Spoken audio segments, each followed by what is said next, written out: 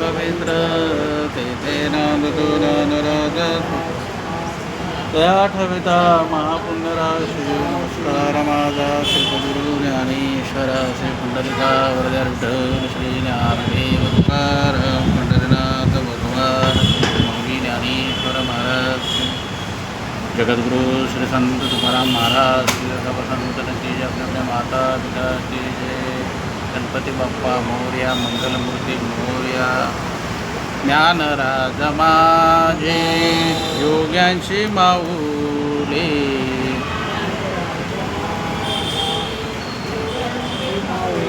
जेने निगमवल्ले प्रगट केली गीता अलंकार नाम ज्ञानेश्वरी ब्रह्मानंद लहरी प्रगट केली अध्यात्म विद्येचे लाविले रूप चैतन्याचा दीप उजळीला 56 भाषेचा केला से गौरव भवार नवी नाव उभारली श्रवणाचे मी से बैसावे ओनी साम्राज्य भुवानी सुखी नांदे नामा मने ग्रंथ श्रेष्ठ ज्ञानदेवी एकतरी ओवे अनुभवावी गीता अलंकार नाम ज्ञानेश्वरी ब्रह्मानंद रे प्रगट केली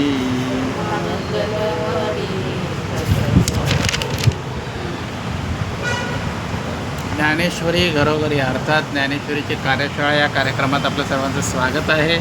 आज आहे 29 मे. आज आहे ना आंतरराष्ट्रीय एव्हरेस्ट दिन आहे. आजच्याच दिवशी 29 मे 1953 साली नेपाळचे तेजिंग नोर्गे आणि न्यूझीलंडचा एडमंड हेलरी यांनी एव्हरेस्ट शिखर चढले होते, पाऊल टाकलं. तर म्हणून आजचा दिवस जो आहे आंतरराष्ट्रीय एव्हरेस्ट दिन म्हणून साजरा केला जातो. आणि आजचा जो श्लोक आहे तो 3ऱ्या अध्यायामधला 28 क्रमांकाचा श्लोक आणि ओव्या आहेत आपल्याला 181 ते 183. आता नेहमीप्रमाणे मी म्हणतो, माझ्या मागे आपण म्हणायचं आहे. तत्ववित्तू महाभाव गुणकर्म विभागयो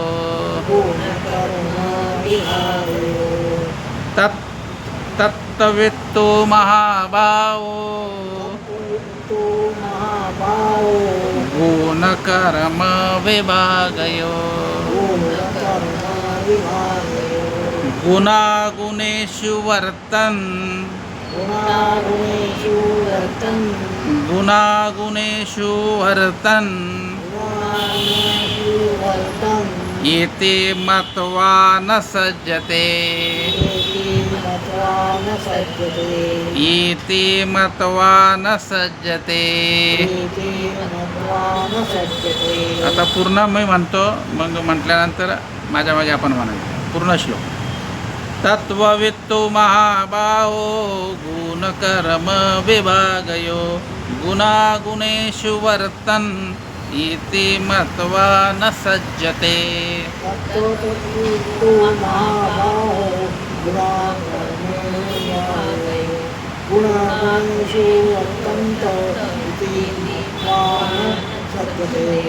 या श्लोकामध्ये भगवंत अर्जुनाला महाभाव असं म्हटलं आहे. महाभाव, तू बलशाली आहेस, त्याला त्याच्या पराक्रमाची ठिकठिकाणी त्याला जाणीव करून देतात, आहे की नाही हां. आणि त्याला असं म्हणतात की तत्ववित्तू म्हणजे ज्ञानयोगी जो आहे तो कसा असतो, गुणकर्म विभागयो. तो असं समजतो की 2 विभाग आहेत कर्म करण्याचे, एक आहे गुण विभाग आहे आणि एक कर्म विभाग आहे. आता हा गुण हे गुणाचे कार्य करतात आणि कर्म हे इंद्रियाचे कार्य करतात. बघा 2 भाग आहेत कर्मामध्ये, एक आहे गुण कर्म आणि दुसरं आहे इंद्रियांचं कर्म. गुणाद्वारे कर्म आणि इंद्रियाद्वारे कर्म. गुणागुणेषु वर्तन म्हणजे सर्व गुण गुणामध्ये कर्म करतात. आणि इति मत्वा न सज्जते, आणि तो ज्ञानी पुरुष काय करतो, मी कर्ता आहे हे समजत नाही, मी फक्त कर्माचा साक्षी आहे असं तो म्हणतो. आणि आपल्यासारखे अज्ञानी माणसं काय करतात, आपण कर्ता आहे असं समजतो. कालच्या श्लोकामध्ये आपण बघितलं की प्रकृती ही 3 गुणावर आधारित आहे, सत्व, रज आणि तम. आता एकूण जर का याच्यामध्ये गुण विभागाचे प्रकृतीचे 3 गुण आहेत, सत्व, रज आणि तम. आणि कर्म विभागाचे 3 गुण आहेत, इंद्रिय, मन आणि बुद्धी. याच्याद्वारे काही कर्म होतात आणि काही कर्म कशाद्वारे होतात, गुणाद्वारे होतात. ठीक आहे. पुढे बघा, ज्ञानीपुरुष कर्म करत असताना गुणामुळे ते घडत आहे, ते शरीरामुळे नाही. कशामुळे घडत आहे, गुणामुळे घडत आहे असं तो मानतो. म्हणून तो कर्म करताना अहंकारामध्ये तो अडकत नाही, न लिप्यते. कर्म करताना तो लिप्पत नाही, म्हणजे आसक्ती तो करत नाही. कारण त्याला असं माहिती आहे की हे कर्म मी नाही करत माझ्या शरीरावरून, म्हणजे माझं शरीर करतं पण मी नाही करत, मी वेगळा आहे. तो अहंकार धरत नाही. आणि अज्ञानी पुरुष काय करतो की मी केलं असं म्हणून अहंकार धरतो. हा फरक आहे ज्ञानी आणि अज्ञानीमध्ये. त्याच्यानंतर बघा, गुण विभाग जो आहे तो कशामध्ये 3 म्हणजे वेगवेगळ्या याच्यामध्ये तो वाटला गेलेला आहे. पहिलं आहे सत्व, रज आणि तम. त्याच्यानंतर अष्टधा प्रकृती. अष्टधा प्रकृती म्हणजे काय की पृथ्वी, आकाश, जल, वायू, अग्नी आणि मन, बुद्धी आणि अहंकार, याला अष्टधा प्रकृती म्हणतात. त्याच्यानंतर 5 ज्ञानेंद्रिय आहे, 5 कर्मेंद्रिय आहे. आणि याचा संबंध जेव्हा क्रियाशी होतो तेव्हा काय होतं, कर्म घडतं. जेव्हा विषयाचा संबंध इंद्रियाशी होतो तेव्हा कर्म घडतं, आहे की नाही. आणि मग विषय म्हणजे काय, त्या गोष्टीचे इंद्रियाचं ज्ञान. जसं की समजा आता जेव्हा आपण इंद्रियाचा संपर्क होतो त्यावेळेला आपण क्रिया करतो. उदाहरणार्थ आपल्याला बोलायचं आहे तर आपण तोंडावाटे बोलतो, आपल्याला ऐकायचं आहे आपण वाटे काय करतो, ऐकतो. आपल्याला काही चव घ्यायची आहे पदार्थाची तर आपण जिभेद्वारे आपण काय करतो, पदार्थाची चव घेतो. म्हणजे प्रत्येकाचं ज्ञानेंद्रियाचं ठरलेलं आहे विषय. जिभेचा विषय आहे रसना, डोळ्याचा विषय आहे पाहणे, आहे की नाही. आणि त्याप्रमाणे गुण अधिक कर्म यातून घडलेली क्रिया आहे, याचे ज्ञान करून घ्यायचं आहे. भगवंत म्हणतात क्रिया करण्यापूर्वी त्या कर्म कसं घडलं जातं याचं ज्ञान पाहिजे माणसाला. जसं आता सत्व, रज आणि तम या ज्या गोष्टी आहेत याच्याकडून आपले कर्म प्रकृतीमुळे आपण आपोआप विषय झाला आपला की सकाळी उठल्यानंतर आपण वातावरण फ्रेश असतं, आपण पूजापाठ करतो, नामस्मरण करतो. हे प्रकृती आपल्याला तयार करून घेते. सकाळचा भाग हा सत्वगुणाचा असतो, दुपारी आपण रजोगुणात जातो. दुपार म्हटलं की मग आपल्याला 12 वाजले की आपल्याला म्हणजे खाऊ खाऊ सुटते, भूक लागते. मग आपण घरी म्हणतो जेवण आहे का, त्याला भूक लागते.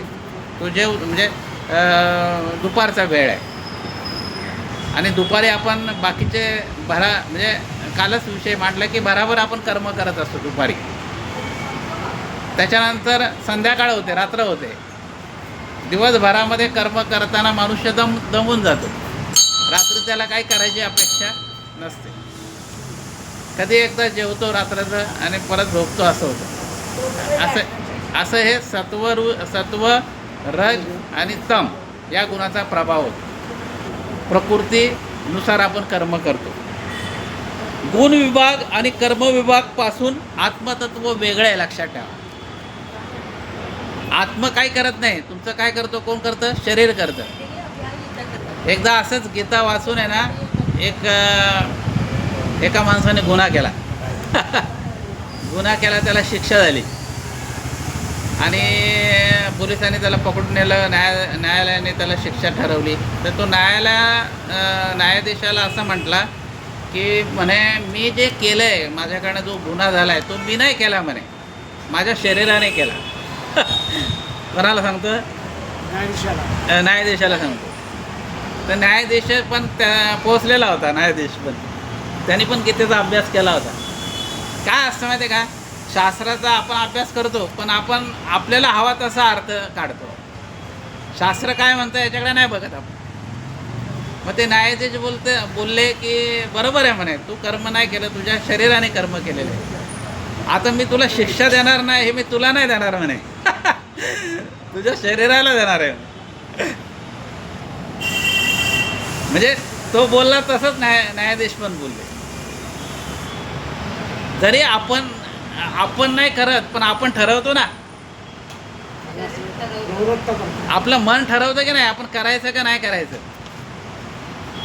आता तुम्ही नाहीच ठरवलं तर ते होणार आहे का. समजा XYZ आपल्याला काहीतरी मारायचं आहे किंवा त्याचा खून करायचा आहे, बा आपलं मन जर का बोललं अरे हे योग्य नाही आहे, हे अयोग्य आहे ही कृती, आणि आपण जर का ती केली मग कोणी केली, आपणच केली ना. बघा हॉटेलमध्ये गेल्यानंतर जो पदार्थ तुम्ही खाणार त्याचं बिल तुम्हाला भरावं लागणार. तुम्ही राईस प्लेट खाल्ली तर राईस प्लेटचं बिल तुम्हाला भरावं लागेल. म्हणजे कर्म योगाने आपलं ते होत असतं. म्हणून ज्ञानी जो असतो ना तो कर्माबद्दल आसक्ती नाही ठेवत, म्हणून कर्मामध्ये तो लिप्त होत नाही. इथे भगवंत म्हणतात की ज्ञानी पुरुष जसा कर्मामध्ये लिप्त होत नाही तसं आपण सामान्याने ठरवायला पाहिजे अगोदर. कर्माचं कर्तव्यपण आपण नाही घ्यायचं, कर्माचं कर्तव्यपण आपण घ्यायचं नाही. जो करतो तो ईश्वर करून घेतो माझ्याकडून. हां, ही जर का संकल्पना ठेवली आपण तर आपल्याला आपण बघा कर्म केलं ना, एक तर दोन गोष्टी आहेत. एक तर तुम्हाला पुण्य मिळेल किंवा एक पाप मिळेल. चांगलं कर्म केलं तर पुण्य मिळणार, वाईट कर्म केलं तर पाप मिळेल. आणि हा विषय मागे झालेला आहे. भगवंत म्हणतात की गुणातीत व्हायचं आहे. प्रकृती 3 गुणांनी आहे, तर 4थ्या गुणात आपल्याला जायचं आहे. हा प्रयत्न कोण करते, ज्ञानी पुरुष करतो. तर हा फरक आहे त्याच्यात. आता ज्ञानोबा आहे काय म्हणतात आपण बघू. बघा 181 नंबरची उभी आहे.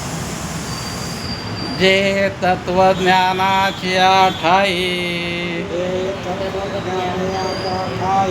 तो प्रकृती भाव नाही. जेत कर्मजात पायी निपजत असे. जो तत्वज्ञानी पुरुष आहे तो काय समजतो, हे सर्व कर्म प्रकृतीच्या गुणामुळे होत आहेत. त्याच्यामुळे त्याला कर्माशी तादात्म्य नसतं.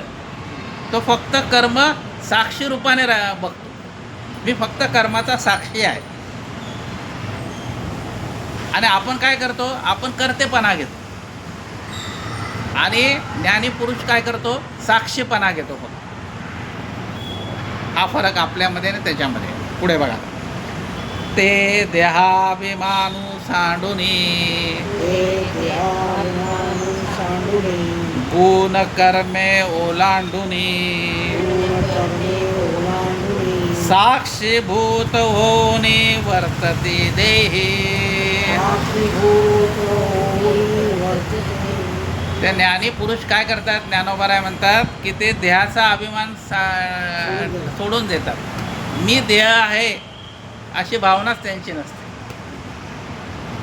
आता तुकोबारायाने एका ठिकाणी म्हटले, देवा माझा करी ऐसा उपकार देहाचा विसर पाडीमध्ये, तरीच जीव माझा पावेल सुखे. आहे का नाही? हां, तर आपण देहाशी तादात्म्य ठेवलं का मग आपण अडकल्या जातो. आणि गुण आणि गुणापासून कर्मे उत्पन्न होतात असे समजून तो देहाच्या बाबतीत काय असतो, उदासीन असतो. त्याच्यामध्ये तो कर्तेपणा घेतच नाही, तो फक्त साक्षीपणा घेतो. बरोबर? हां, पुढे बघा. आता इथे ज्ञानोबराय आपल्याला उदाहरण देत आहेत. बघा कुठलं उदाहरण आहे, बोला. मनोनी शरीरे जरी होती तरी कर्मबंधा नातळती. जैसा का भूत चेष्टा गवस्ती घेपवेना.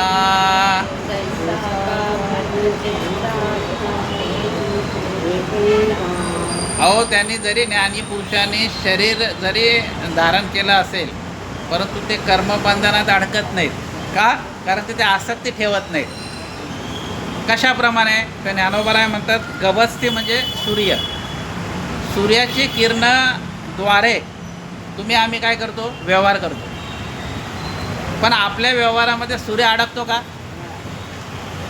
तो फक्त निश्चित राहतो. सकाळी उदय होतो, रात्री त्याचा अस्त होतो संध्याकाळी.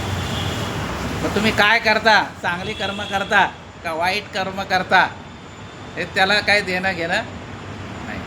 त्या पद्धतीने आहे. अलिप्तपणा जसा सूर्याचा आहे तसाच अलिप्तपणा ज्ञानी पुरुषाचा असतो. म्हणून अर्जुनाला काय म्हटलं त्यांनी, महाभाव म्हणजे तू बलशाली आहेस, तू बुद्धीने, पराक्रमाने, बलाने, शरीराने हे सगळं तू दृढ आहेस, तू हे सगळं करू शकतो. आम्ही पण हे करू शकतो, परंतु आपण काय करतो, आपण मनावर नाही घेत. आहे की नाही? हा गोष्ट आहे. आता उद्याचा जो श्लोक आहे, म्हणजे सोमवारी जो आपण घेणार आहे, तो 29व्या क्रमांकाचा श्लोक आहे. आणि या 29व्या क्रमांकाच्या श्लोकामध्ये भगवंत आपल्या ज्ञानी पुरुषाने सामान्य मनुष्य जो कर्मविषयी कर्म करतो त्याला विचलित नाही करायचं. हा विषय थोडा मागे पण झालेला आहे. तो सकाम कर्म करत असेल, करू द्या त्याला लगेच निष्काम कर्माचे धडे नाही द्यायचे. काल आपण त्याचं उदाहरण पण बघितलं परवा, की जसा नुकतंच बाल जन्माला आलेला आहे, तो ते सायासाने दूध पित आहे, स्तनपान करत आहे, त्याला आपण 5 पक्वानं नाही देऊ शकत. दिलं तर तो त्याला पाचणार पण नाही. म्हणजे डायरेक्ट तुम्ही निष्काम सांगताय. प्रत्येकाला आशा आहे कर्म करण्यामध्ये, काहीतरी मला मिळायला पाहिजे, आणि त्याच्यात वाईट काही नाही आहे. कुठलीही गोष्ट आपण सातत्याने जेव्हा करतो ना, सारखी आपोआप निष्काम होतो मनुष्य. होतं की नाही? आपोआप निष्काम. तर अशा पद्धतीने हा म्हणजे ह्या श्लोकाचा आपल्याला मतिता अर्थ आहे. याच्यामध्ये तुकोबाराय एका ठिकाणी असं म्हणतात, तुका मने लटके पाहे सांडी देह अभिमान. सगळं खोटं आहे. तू फक्त देहाचा अभिमान सोडून दे. अशा पद्धतीने हे चिंतन आहे. आणि उद्या आपण बघू, परवा सोमवारी, आहे का नाही? कुंडलिका वरदेव विठ्ठल श्री ज्ञानदेव तुकाराम पंढरीनाथ भगवान माऊली ज्ञानेश्वर महाराज जगद्गुरु श्री संत तुकाराम महाराज सर्व संतन की जय. आपल्या माता पिता गणपती बाप्पा मोरया, मंगलमूर्ती मोरया, आता विश्वात्मके देवी येणे भाग्यज्ञ तुषावे तोषोनी मद द्यावे पसाय दान हे जे खळांची व्यंकटी सांडो तया सत्कर्मरते वाढो पूता परस्परे पडो मैत्र जीवाचे दुरिताचे तिमिर जाओ विश्वसर्म सूर्य पाहो जो जे वांछिल तो ते लावो प्राणी जात वर्चस सकळ मंगळी ईश्वरनिष्ठांची मांदियाळी अनवरत भूमंडळी भेट तू बुधा कला कल्पतरुचे अरव कीर्तन चिंतामणीचे गाव बोलते जे अर्णव पुरुषांचे चंद्रमजे अलांछन मार्तंडजे तापैन ते सर्वाय सदा सज्जन सोयरे होतू किंबहुना सर्वसुखी पूर्ण होऊन ते लोके भजते जो आदिपुरखे अखंडित आणि ग्रंथ विजय विशेष लोकी ये दुष्टादुष्ट विजय व्हावे हे तमने श्री विश्वेश्वराहो हा होईल दान पसावो हेने वरे ज्ञान देऊ सुखिया हेने वरे ज्ञान देऊ हेने वरे ज्ञान देऊ सुखिया हरि ओम शांती शांती शांती